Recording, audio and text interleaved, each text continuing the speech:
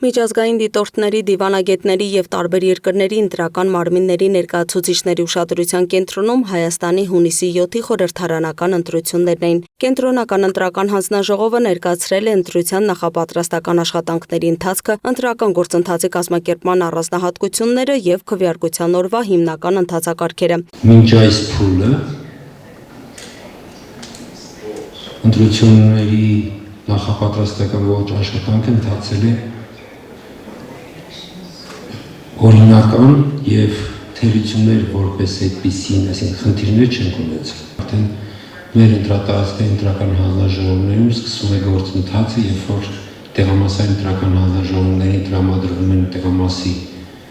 տեղամասի գույքը եւ սկսվում է կահավորումը։ Ժամը 11-ից արդեն մեր քաղաքացիները on-line ռեժիմում հնարավորություն ունենան նաև հետևել տեղամասերի կահավորման գործընթացին։ 1774 ընտրատեղամասերում տեղադրվել են տեսախցիկներ եւ ուղիղ եթերում կհեռարձակվեն ընտրությունները, իսկ 38 ընտրատարածքային հանձնաժողովներում կհեռարձակվեն նիստերի եւ քվեաթերթիկների հաշվարկների գործընթացները։ Ընտրատեղամասերը հագեցված են լինելու տեխնիկական սարքավորումներով։ Ընդամենը 541 ընտրատեղամասում է մեկ սարքավորում լինելու։ Տեխնիկական սարքավորումների ծրագրային ապահովումն այնպիսին է, որ բացառվում է կրկնակի գրանցման կամ կրկնակի քվեարկությունը։ Եթե ընտրողը Հայաստանի Հանրապետությունում որևէ փաստաթղթով արդեն իսկ մասնակցել է քվեարկությանը, մեկ այլ փաստաթղթով տեղամասային կենտրոն ներկայանալուց, իր տեղամասային կենտրոնը անմիջապես տեխնիկական սարքավորումների հենց այդ առաջի փուլում հայտնաբերվում է, որ նա արդեն իսկ քվեարկել է եւ սարքավորման միջոցով տպվում է կտրոն, որը պարունակում է տվյալ ընտրողի վերաբերյալ բոլոր տվյալները, թե առաջի քվեարկությունը, ինչ փաստաթղթով է արել, որ ժամին է արել, որ սարքով է արել։ Կենտրոնական ընտրական հանձնաժողով ներկայացված բողոք դիմումները եղել են 4 տասնյակից ավելի։ Դրանք վերաբերվում էին քաղաքական ուժերի մեկ-մեկու մեղադրանքներին, այսինքն քարոզչության ընթացքում օգտագործված խոսույթի հետ կապված 16,000 հանձնաժողովականներից մոտ